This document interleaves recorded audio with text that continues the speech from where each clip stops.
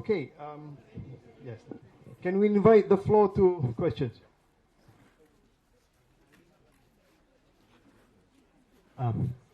Salam to all guests and the speakers. It was very fascinating to listen to you. My question is to Mr. Balo. Thank you very much. My question is about Swettenham's role.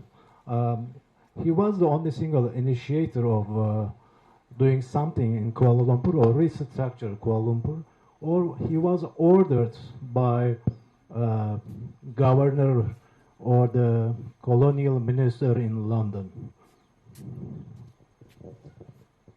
Swettenham's role in developing Kuala Lumpur received very considerable support from Governor Weld and Lord Kimberley, who was the relevant official looking after the colonial office at that time, was generally in support. At that stage, I don't think Swettenham had the immediate ear, personally, of the officials in London.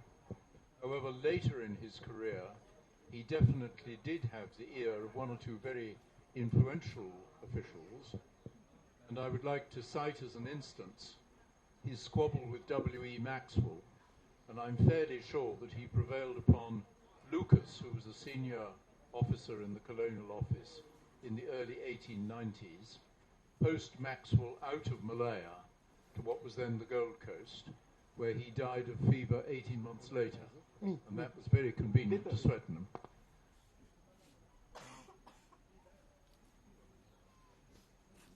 Thank you. Can we invite another question from the floor?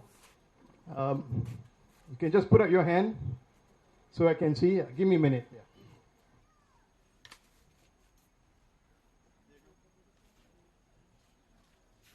Yeah.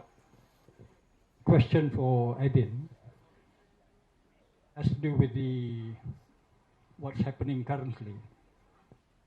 We don't have a minister for federal territory. Can you comment on that, and what are the possibilities which may emerge from that situation like we now have? Yes, thank you. I didn't mean to. With the presentation, I didn't mean to draw the whole question into politics. Polemics and politics are quite different. Now, what do I think? Well, I think that we do have a minister for federal territories. It's the Prime Minister. So we don't have one specifically. I think they've done a lot of damage, by the way, the former federal territories ministers.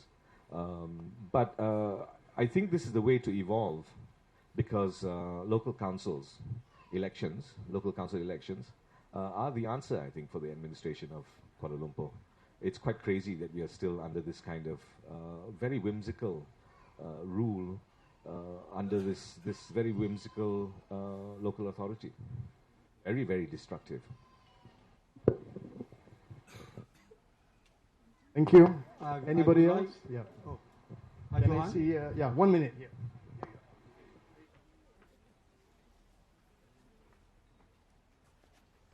Some comment. I'm Abdurrahman from Perak. I need some comments from Mr. Balo. Perak was doing very well during the early 19th century, right? Extremely rich. In fact, it was sort of supporting the whole of Malaya. I heard there were some stories that Ipoh was doing such a fantastic development, but why was KL became the federal capital? And some comments from your side, your perspective. What do you think about that? Such a great state with very terribly rich, but denied. Thank you. Thank you very much for that question. It is a major issue, and it is all tied up with Swettenham looking for a role for himself. He had been a successful resident in Perak, but he saw that I think the business of the country and the peninsula was rapidly moving towards Kuala Lumpur, and he effectively manufactured for himself the job of Resident General with the Colonial Office, using the strings which I referred to in the earlier question. So he moved to Kuala Lumpur to the fury of Sultan Idris, and Sultan Idris had, of course, been reassured by Swettenham that he would not lose any of his power or influence as a result of federation. But when eventually he did realize that he had been duped, not only personally, but as far as the state was concerned, he actually fell out very badly with Swettenham, and that really led to the collapse of Swettenham's relations with the royal families in the peninsula, and that, together with what he hoped would be a successful divorce case against his neurotic wife, really resulted in Swettenham leaving and retiring 2 years earlier. So it was a pretty fundamental move, but it was pushed, I think, partly by the fact that Kuala Lumpur had become much more commercially prosperous, and partly by Swettenham's own ambition. Thank you. Thank you. Johan, may I? Yes. I would like to add to Edin's talk. After I wrote Sultan Puasa, founder of Kuala Lumpur, okay, it was launched on the eve of the dissolution of Parliament, and what followed was just politicking. Under some of you are, support, Pakatan government, and then the lockdown came. I actually wanted to move on. As far as I'm concerned, the issue is not a debate; it's resolved. Yap Aloy or Raja Abdullah as found this non-issue. I actually submitted proposals because I wanted to write the history of Kuala Lumpur. I feel that there's more history written about Georgetown, Penang, the capital of Penang, than of Kuala Lumpur. So Dato' Annabel T. Gallup presented to me the jottings or the memoirs, quote unquote, of Abdullah Hukum. Okay. I have the original copies of his memoirs, which was serialized in the Malay periodical Warta Ahad in the 1930s. So I want to use that as a basis for a book on Abdullah Hukum, who is a pioneer of Kuala Lumpur. And my Professor Terence McGee, who wrote the foreword to my Sultan Puasa, he presented to me his thesis, PhD thesis on Kampung Baru, which he wrote before the 69 riots. And he somewhat predicted the racial riot because he says the Malays were economically backward. And in addition to that, I have 500 or so postcards of Kuala Lumpur from 1980s or 1990s to 1940s, and as well as the Middlebrook papers. Okay, the Middlebrook papers is lost. It was deposited in the Raffles Library, and there's no trace of it. Professor Sharon Carsten, the sinologist who studies Hakka, looked for it, and she managed to make copies. And we met in Penang. Actually, Salma introduced me to her. And in the course of the long conversation with her, she said, "Lubis, I have the Middlebrook papers, and I want to give it to you." She wants to give it to me. I said, "Why?" "I think you can do something with it." But I said, "I'm not a sinologist." He says, "It's all mainly in English. It's been translated into English. The Chinese originals are all lost." And true to her words, after she returned to the States, I think about a week or two, it came in a big box. So I actually have the Middlebrook papers, and it deserves to be revisited. You know,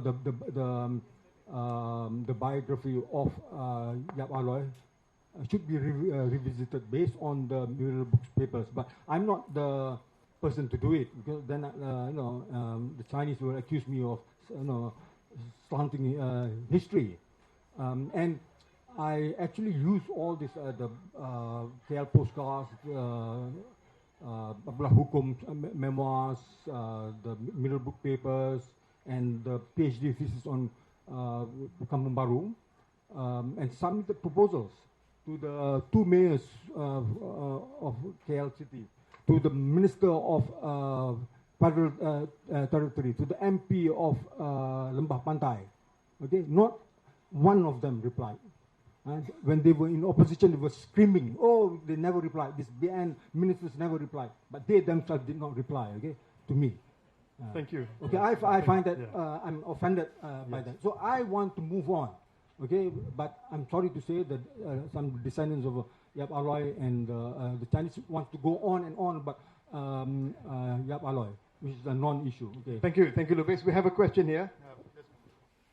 Hi, my name is Iqbal, to Mr. Balo. I've interviewed you before in my documentary, which was lost by some government authority.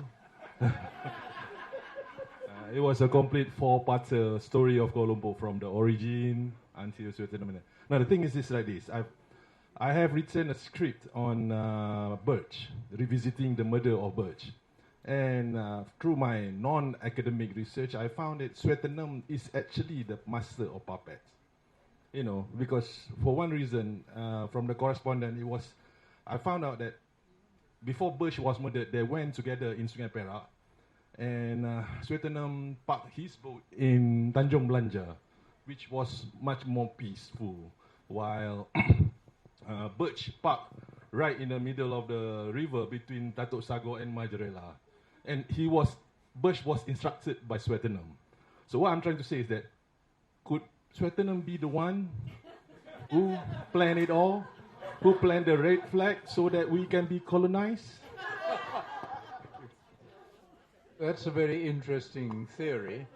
I think actually the responsibility for Birch's murder lies fully with Birch himself. He was quite the most tactless person that you could possibly imagine, and he had the considerable distinction of being the only person who was able to unite all the warring factions in Pira together to decide to murder him. Thank you.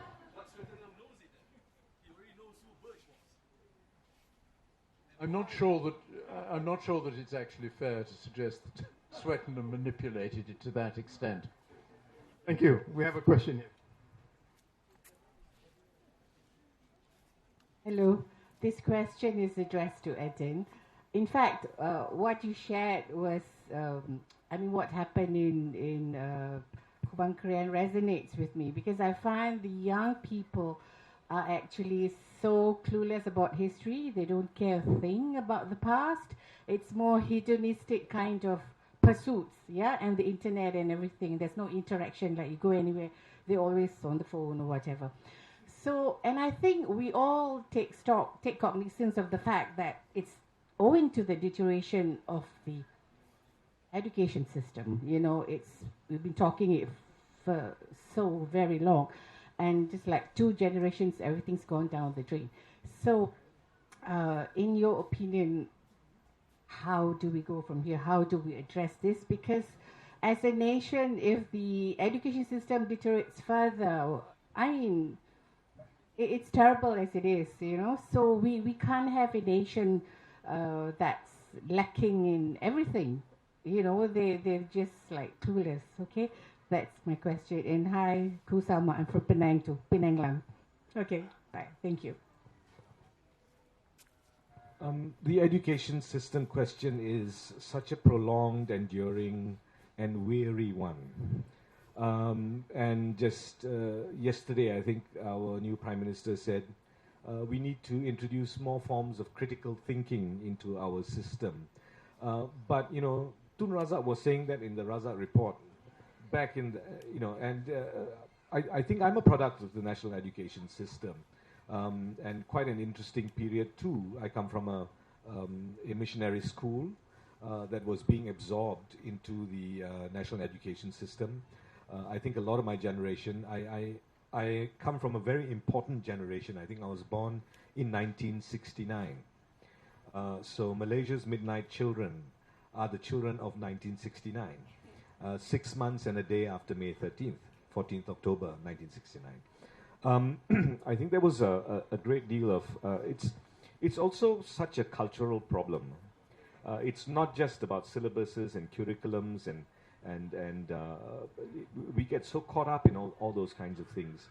It's so much about teacher training. It's so much about, the individual devotion. My mother was a teacher for 45 years, still teaches. I think the teaching profession has changed so much in the many decades. Another thing I'm very concerned about in our education dialogue or conversation is how little criticism, how little of a critical approach we have towards technology. We have students who don't have foundational nothing, but they're just very clever with machines. We also have a problem with overemphasizing the sciences and not finding some kind of balance between the humanities and the sciences. My father taught in a department that at one time used to lecture, within a huge lecture studio hall. Huge, I mean huge, about 1,000 students and things like that. And people who entered the arts and social science department, it was compulsory to do history. Today there's something like 18 students in the history department. Yes, and we are constantly, of course, always thinking public education should be free. But we are always thinking commercially because our education, public universities and education facilities are so underfunded. And there's another quite frightening thing that I came to discover working with the Ministry of Education. I was Ketua Jawatan Kuasa, chairman of a very controversial Jawatan Kuasa, which looked at vernacular education and the challenges of vernacular education to national education. And there are many things that we dealt with a very good report that then the successive administration refused to accept. It contains some very, very good, very judicious, I think, things about how we can resolve this problem of vernacular education, private education, national education, and so on. No one's interested to hear those good things. There are good people in the ministries. Let's not all be dumping on our civil servants. I worked with some very, very good civil servants. But the culture of aku ikut perintah is disastrous within every ministry. So that you can have a person who is been in the ministry for 30 years or so, very knowledgeable about the field, but never consulted on anything. There's also no consistency. So minister comes in today, wants this. Next minister comes in next day, wants this. So there's really nothing. I mean, we have a national education philosophy that is about 30 years out of date. Right? Still advocating things like national unity and all that. Give the child a good education, he will come out with the semangat of national unity. Right? Like many of us did in the generation of the 70s and so on. And we argue and we grapple with ridiculous things like which language. Again, kebangsaan, when every Malaysian should at least be trilingual, don't you think? Yeah, and those languages could be taught in school, don't you think? Very little effort. It is, I think, the place in which a lot of our politics, rears itself over and over again. So I'm not so confident that things can actually change because it really needs a radical shift. And I don't think anybody is very willing to take that radical step. Thank you. Thank you, Andin. Okay, we don't have much time left. We're going to close the session at 12 p.m. sharp. Right? That's going to be militant. Before we close, there are some books here by Abdul Razak Lubis. We have Tarikh Raja Asal. We have some maps, right? And you can get him to sign. Now, I have to remind you, stick to the topic or I'll cut you off. Okay? And the topic is the origins of Kuala Lumpur. I apologize because we don't have much time. I invite a question to Ku Salma, please. Does anyone have a question to Ku Salma? She hasn't spoken. Thank you. And no comments. Make your question succinct because we don't have much time. We want to give other people's an opportunity.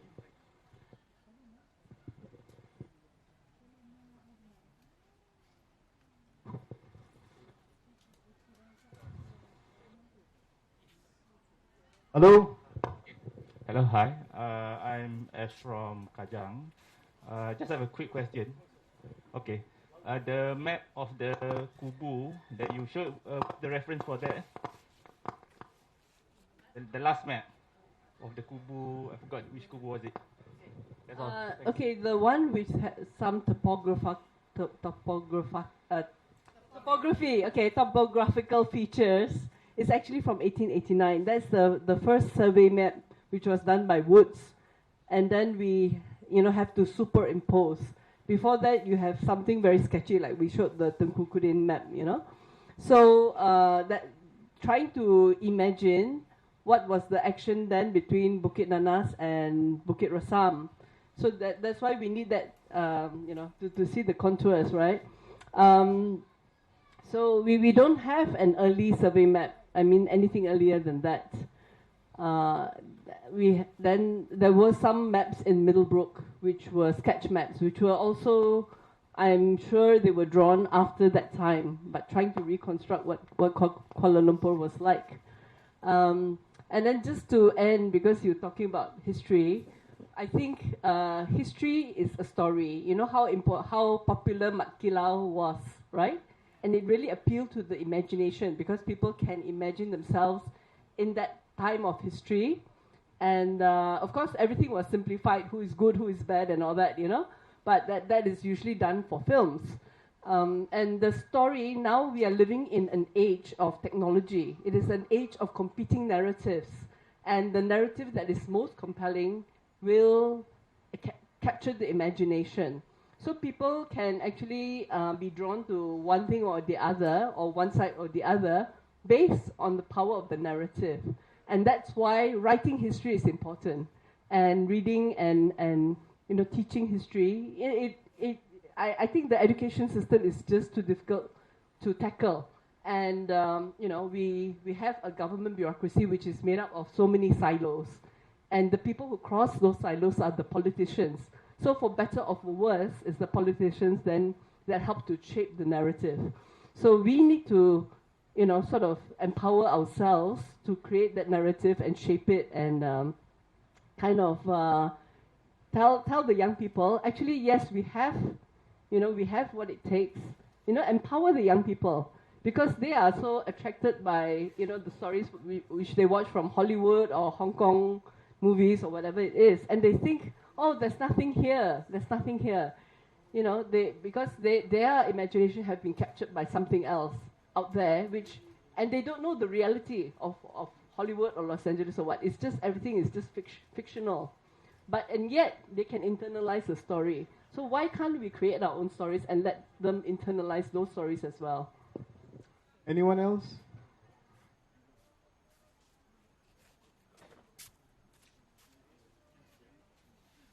I guess this is for everyone on the panel. I'm Kamal from University Malaya.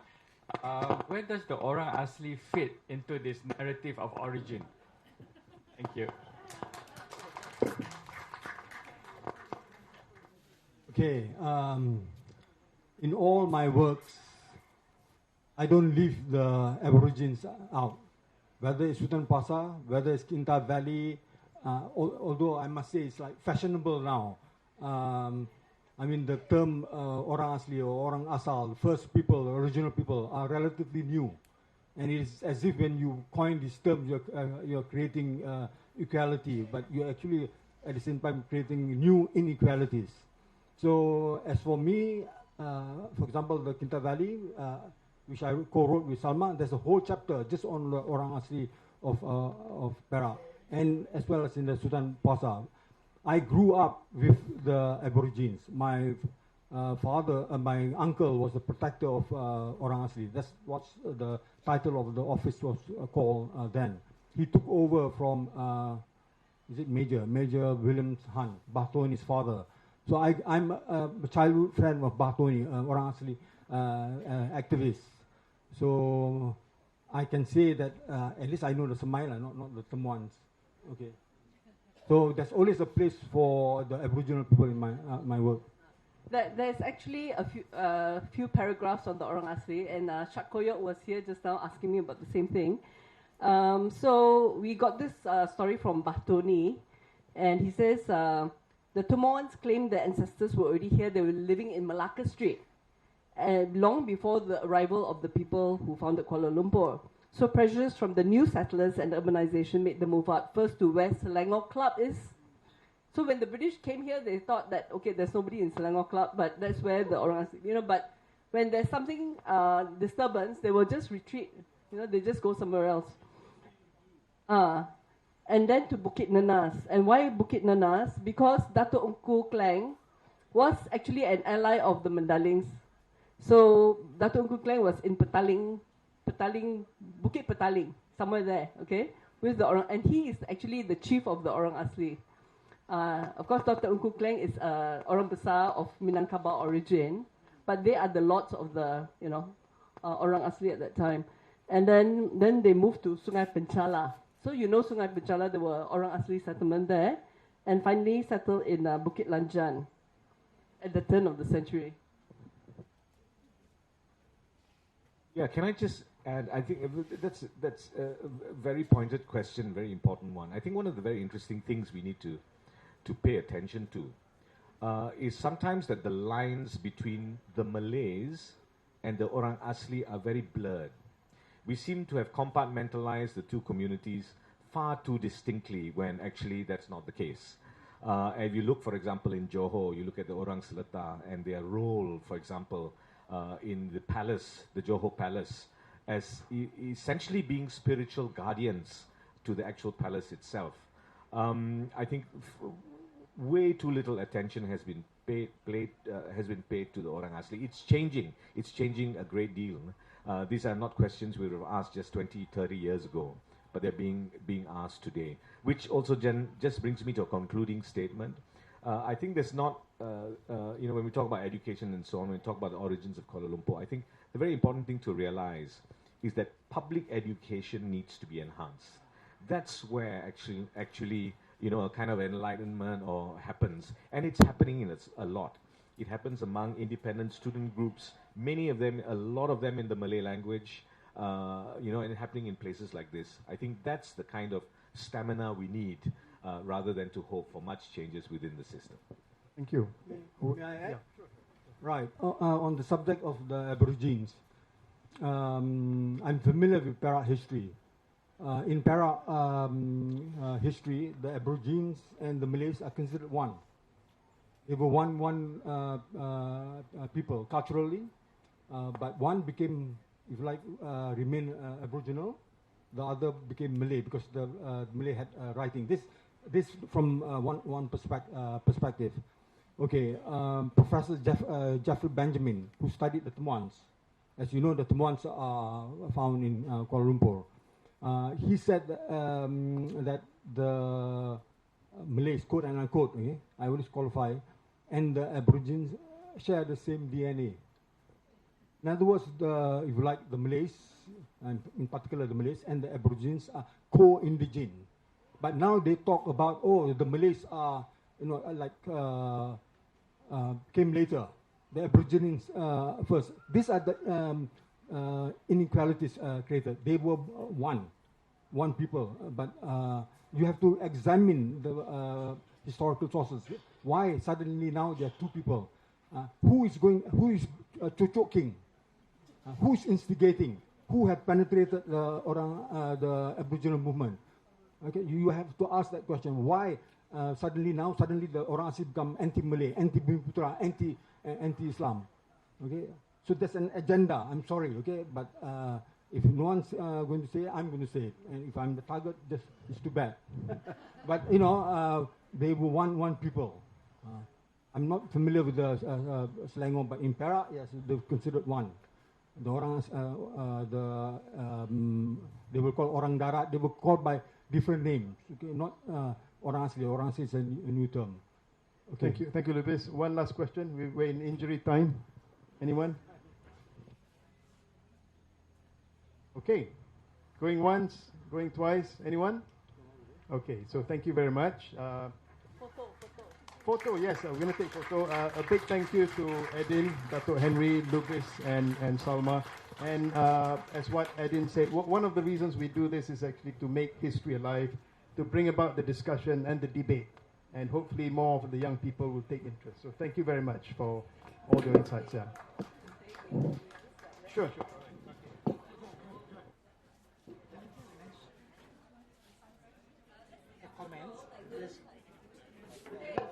Sure.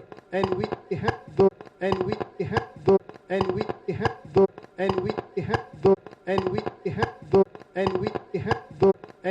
have